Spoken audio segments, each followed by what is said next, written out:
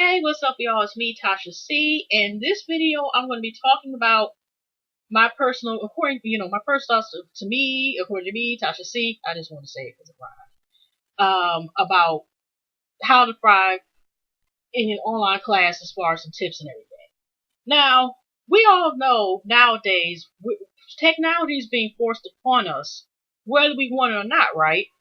And we're starting to see universities that are offering programs, satellite programs, where they talk in the video. You don't have to be on campus. You got Capella University. You have universities in Florida, and you can go to school in Wisconsin. They're making more ability that students can attend in their state and actually get, bachelors and beyond, and go to even grad school, do online. We went past university. University of Phoenix used to be, and the Davenport University used to be some of the most popular ones, like, maybe a few years ago. But now it's becoming more common that we're seeing, the online classes. And now this semester, these are courses I have to take in the program that I'm in now. I'm in humane studies at my school. And in the building, unless I want to take internship, and I thought about it, to save gas, and I kind of predicted it was going to be a bad winter, even though we start registering for winter in third week of October or something like that, third or fourth week of October. Like I said, with ability and everything else, I'm just like I said, I have to take these classes anyway. And one of those courses, you know how sometimes availability you have every other year, so I didn't want to miss my chance. I can't take it. I have to wait, a whole another year just take a class, if you know what I mean, and was supposed to graduate before. So I wanted to, like I said, I've taken, if I already said this already, I've taken over at least 10 online courses. And, I'm just going to talk about the benefits personally to me, but also how to avoid not getting into the trap.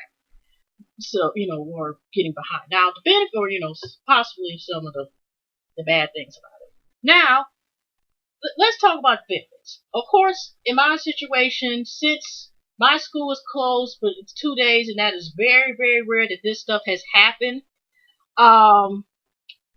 For me, it doesn't affect me, but at least I'm at home and I'm in an area where, as far as right now, there's some part of Michigan that were out of lights a couple weeks ago for about 5 or 6 days, and there was a lot of people upper Michigan, whatever, or mid Michigan, that were out of electricity. So the benefit is, as long as you have area good internet and stuff like that, you have access to it, because you're always going to have access to internet, or at least be on there a couple times a week for the class. Because let me just let y'all know, 9 times out of 10, there's going to be a discussion board. To make up that you're not in class, you're always going to have to answer the topic, or answer, this short story, or answer this, and you give your opinion, depending how many words that, according to the instructor, some of them okay, 250 words, some people want 500 words, or something like that, and whatever not. Some of them want you to cite. And then some of them will have you the next day, like I said, it varies when they want stuff due.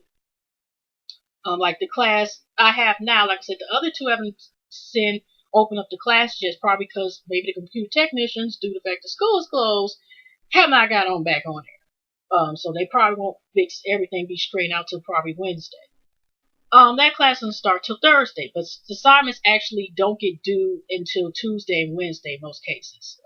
Majority of the class until the end of the class. So, like I said, the benefit is you don't have to be face to face with people. I get, the advantage of this, you get away from being in the classroom, and you save gas, unless you ride up from corner of school, and it's not a big benefit. But it's still just, the point is, yeah, it's a gas saver in most cases. Whether you're driving or somebody else is, or you're, taking the bus, subway, train, whatever, it's a benefit. Like I said, it's really a benefit, like I said, as long as you have access to get to the class and you keep up with it, because it's so easy. You make sure you attend and check, if possible, at least 3 times a week. And also it's important, like I said, not just having access. If you can't always do it at home, or you don't have a personal access computer like a friend or family members, try to, if you can, attend the school maybe once a week or something. And this is why. Depending on the course, some of these instructors are going to have you. I had it before.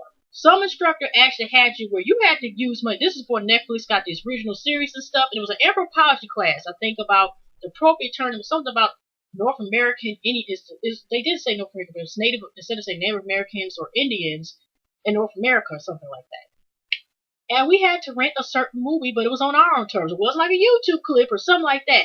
So what I'm saying is there are classes. I had another class before that they'll have sound video clips, right? Now, some libraries, that's what I'm saying is if you can't go to the school library because, especially if you have the chance of going to like the computer lab or something like that, because it appears in the library. Some libraries, like the one in my school, and certain ones you go to, they don't have a thing. Like I said, it just depends on university. If you have a actual physical university to go to, it's not completely all digital. I mean, yeah. You go there, use their computers as well, because sometimes when you go to your, still don't option that out when you go into your local library. But if a lot of people, I noticed one time I went to go study this past semester, once or twice, and the most crowded area happened to be the computers, and then it's like 1 hour and stuff like that, and that's where you usually go and see the people who are popular now. Now you can rent your library books and stuff usually online and stuff like that. So it's very rare that I see anybody check out actual physical books anymore. So, but what I'm saying is just the few little times that I went to the library, everybody was using the computers. So I mean, there are computers, like I said, that's why to be careful, because the school usually allows you, you get some little cheap headphones from Dollar Tree or your local dollar store if you get there, and you listen because, like I said, it may be video clips, it may be sound clips, and you may have an assignment on it, okay? And like I said, that's just an option if you don't have personal computer or you don't have access to continue course, but also you don't have a choice, or you find it convenient, or you don't have a choice but to take an online class. It's just if you can be on campus. If you're already on campus anyway, you straight. Even the bad weather, you can just still walk. Wait a minute. Hopefully they got a good doormate or somebody can somebody in the dorms that they can use the computer on, because school is closed and they can't even use school. Sorry about that, y'all. So yeah, that's the thing. And then you have a digital one. You have to be very careful, though. I'll let y'all know, because the only problem is, I may consider if I decide to go and get another degree after this one, or take a break. You have to consider, like, the risk of going to an online class that is completely a digital school is, what if you run into a problem? Now, something might get turned in, you have a question, and what do you have when the instructors that does not get back in the amount of time that you're supposed to get? It's supposed to be 40, 72 hours, I forgot. But I had that actually one time with a class, and this is, let me make a long short story. About 5 or 6 something years ago, I was attending a class, like a filler class, because that's the only way I could have got a grant for. It was one of the few times I went spring and summer semester. No, I went for spring semester. And here's what happened, y'all. It was a weird class called Cold War. And not a weird class, but it was weird what the heck happened. Now, the instructor who was teaching it had listed all these, like, assignments, but they were the wrong dates, like, about 2 or 3 months ago, okay? So we didn't know when the stuff was due. We're emailing, because I had contacted a couple of other students, and I seen on discussion boards, like, we're supposed to do this, we're supposed to just turn in, certain assignments about, read a certain chapter out of, I guess, the books that we read about the Cold War, and turning stuff in. But here's the problem. We didn't get no response. So 3 weeks into the class, y'all, like I said, I think that class was like, I think it ended at like the end of June or something like that, because like I said, it wasn't spring and summer completely like how they got now with, I think it was April. I forgot what it was. It's been a minute, because the school now I go to is totally different, because it's like during there, you go there in May, like beginning of May, and you don't come out there to during there in July, and you only get like 1 month of break. And I got to do this upcoming spring and summer, because that's only ability to have these 2 classes I have to take.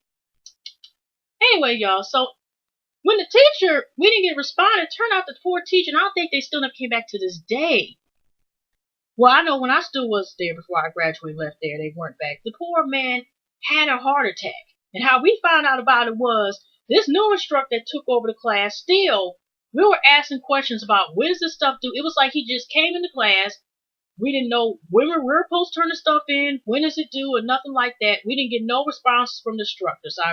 I emailed him a couple times. He never got a response at all. Then I had to email. I emailed a couple of the students. They emailed me back, and I make sure I copy and paste everything. And I went over, of course, the dean over because I asked another instructor that I had the class with, another instructor. What I meant to say, I was taking two courses. The other course, he was cool, and I asked him like, what should I do in this situation? He told me to go with the dean. It was the same dean. I was taking a sociology class then.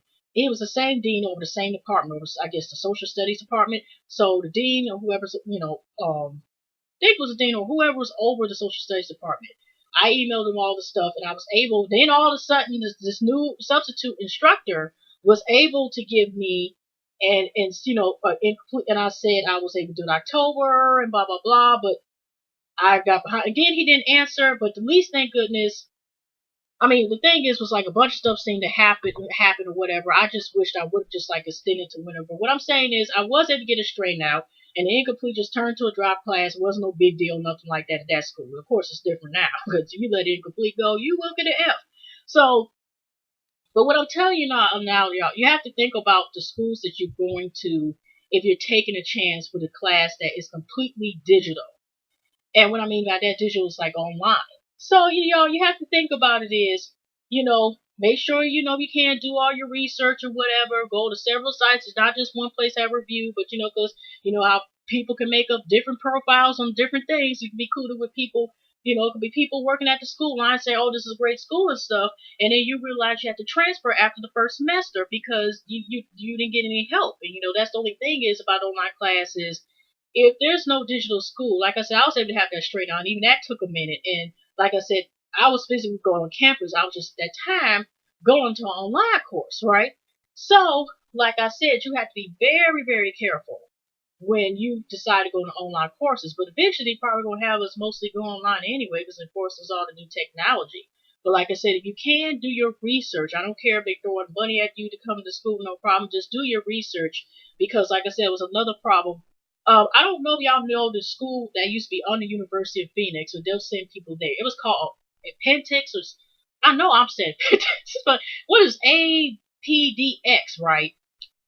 And one of my good famous friends had actually attended there, and even though they already had the credits that they already passed, basic and media composition and stuff like that courses, they're telling her she has to start from the beginning or whatever. Meaning from beginning means basically intermediate, under basic writing courses. Like basically they're telling her to go backwards. So all these courses, during they're telling you like how you're going to write things out type of things. Meaning that this is really under the courses or making her start way over again.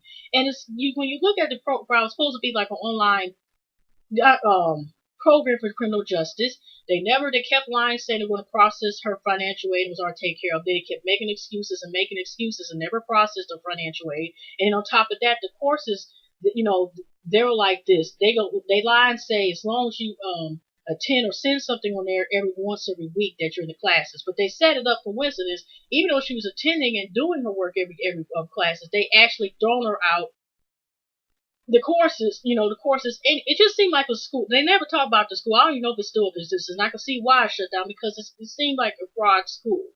Like I said, it was like you're having people take courses that they don't need. During their about at least maybe about 7 or 8 or 9, but during their whole associate degree of courses that this person is taking, they're sitting here and getting students to base, and tricking them to taking these courses, like, and she got out after realizing just that once mentioned, like, I'm wrong and I'm it, and whatever the case is.